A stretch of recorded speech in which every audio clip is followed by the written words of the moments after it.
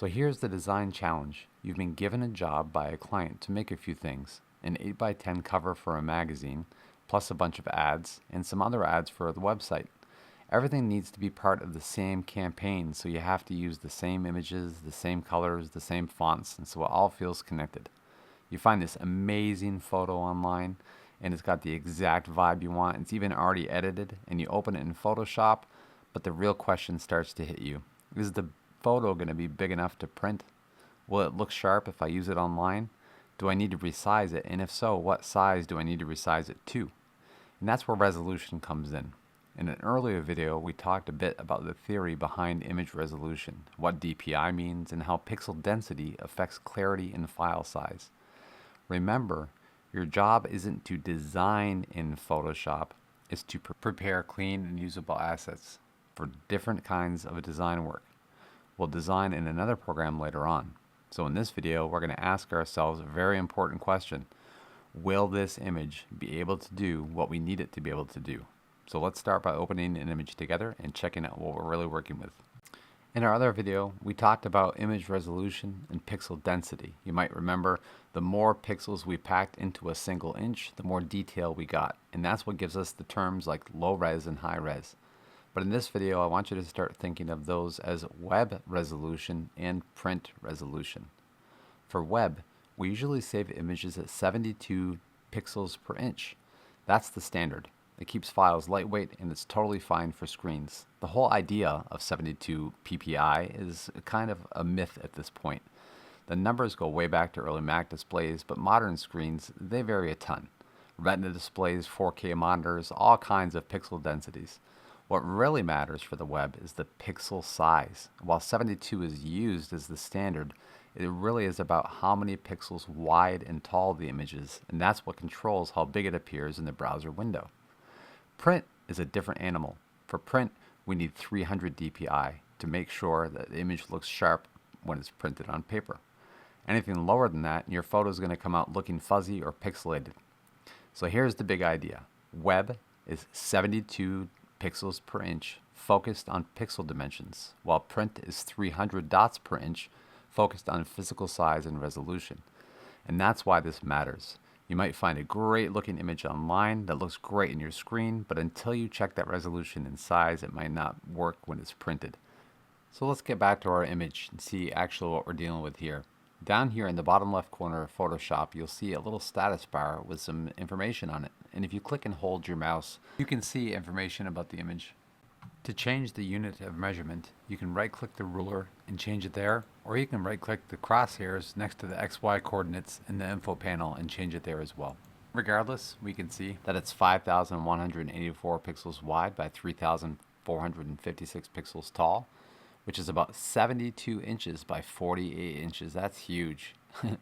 And then it's using an RGB color channel or color space, and it has a resolution of 72 dots per inch.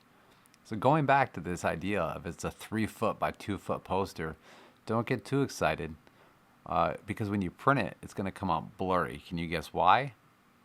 Because the resolution is 72 dots per inch and print requires 300 dots per inch. So it's really going to come out very blurry. And that's why these numbers can be misleading if you don't understand how resolution works. In design, we look at 3 key metrics for every image. Dimensions, how wide and tall it is, the color space, RGB or CMYK, and resolution, how many dots or pixels per inch. And here's what it breaks down to with web and print. With web images, we're going to measure these in pixels. It's usually saved at 72 DPI with an RGB color mode. Print images are measured in inches and require 300 DPI and use the CMYK color mode. And that's it. It might feel like there's a million possible settings in Photoshop between all the manual entered DPIs and PPIs and inches and dimensions, but most of the time you're just going to choose between these 2 types of output, web or print, and be done. Now to really change the image size, we need to go up to the image menu and actually visit the image size dropdown. So here we are in image size, and we can really see what's going on. And notice 2 things. The pixel dimensions at the top do confirm it's 5,184 by 3,456, and that's how big the image is digitally because it's measuring pixels. Down below, the document size, which shows how big it will print, is based on resolution, or how many dots per inch it's going to print. So let's try something simple. First, click Resample off, so uncheck that box.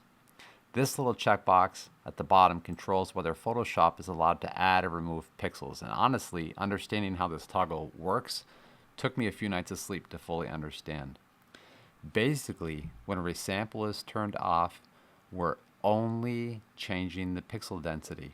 We're only changing how the pixels are interpreted, not how many there are. So watch this. If I change the resolution with resampling off from 72 to 300, the physical size shrinks down from 72 inches to about 17 inches wide, but the pixel dimensions stay the same.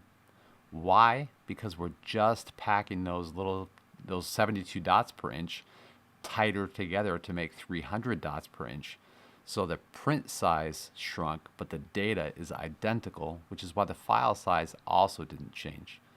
That's the safe way to prep images for print, and quickly, to see if your image is large enough. Even before we commit the changes, we can tell right now that it's clearly 17 and about 1/3 inches wide by a little over 11.5 inches tall. So this image is going to be perfectly fine for an 8x10 magazine cover. Let's pretend for a second that the image wasn't big enough, and now we want to actually change the size of it and make it larger. So let's turn this back to 72 and let's turn resampling on. With resampling on, Photoshop is now going to add pixels or delete pixels if we change the size of the image or not. So try typing 300 again, and this time look at the pixel dimensions at the top. The print size stayed the same, but the pixels increased. This means that Photoshop just made up a bunch of pixels to fill in the blanks from when we tried to add more. There's no more data, so Photoshop had to add its own. And it bumped it up from 5,184 to over 21,000 pixels wide, and you can see what a huge effect that has on the file size. That's Photoshop inventing new pixels to help make the image bigger. And this is called upscaling or upsampling, and it's risky for this reason. It's destructive. Sometimes it works fine, but if you go too far, the image starts to get soft or blurry. So as a good rule of thumb, if you have to scale an image up for print, try to keep it under 15% larger. Any more than that, and the average eye is going to see it when it's printed. The average person is going to see a blurry image. This is why it's really important to check image size before you start designing. The image might look amazing on your screen, but if it's not big enough, it's not going to hold up to print, and stretching it just makes things get worse. So in terms of your options, if your image isn't big enough, at this point you have some choices. Number one is you can go retake the original photo if you're the person that took it. Zoom out, zoom in, take the picture in a different way so it works. If you don't have access to that, you can of course upscale it like we talked about, just making sure not to violate the 15% rule. The other thing you can do is with some AI, you can actually add more image. Instead of adjusting the image size, we're going to adjust the canvas size and make the space larger and not the image. This will create empty spaces that we can then select and then use Generative Fill to add the background in. If it's something simple like a wall or a table or a sky, it fills in pretty magically. Sometimes it doesn't work very well at all, but you can try this to see if it fills it in. Now AI is going to physically create new pixels using intelligence, so it's not going to create blurry ones, it's actually going to add sharp detail. So this is a good solution if you want to add a little bit more to your picture. So the bottom line with images, when you're compositing or using them, don't just drag them in and resize them and stretch them out. That is a direct violation of exactly what we're trying to do here. Okay, check the image size first by opening the file like we did here. Open the file and check it first. If it's too small, see if you can find a larger version and add some canvas in to fill it in if that's a possibility. If you do have to resize it, keep it under 15% to avoid the blur. Again, the image might look great on the screen, but if you don't understand the right resolutions, dimensions, and color space, it's really going to look bad when you go to print it. So we've checked the size, we've resized the photo, expanded the canvas if needed, maybe even used some generative fill to give ourselves some more photograph. Now it's time to get these assets out of Photoshop and ready to use somewhere else.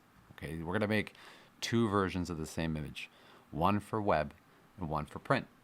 It's important to start with the original file each time. What we don't want to do is scale an image down to low resolution for the web and then try to scale it back up for high resolution print. Now, just because the image is going to be used in different designs and different sizes doesn't mean we have to create an image for every single one every time. What we're going to do is create an image using the correct format and then use it later on to design with.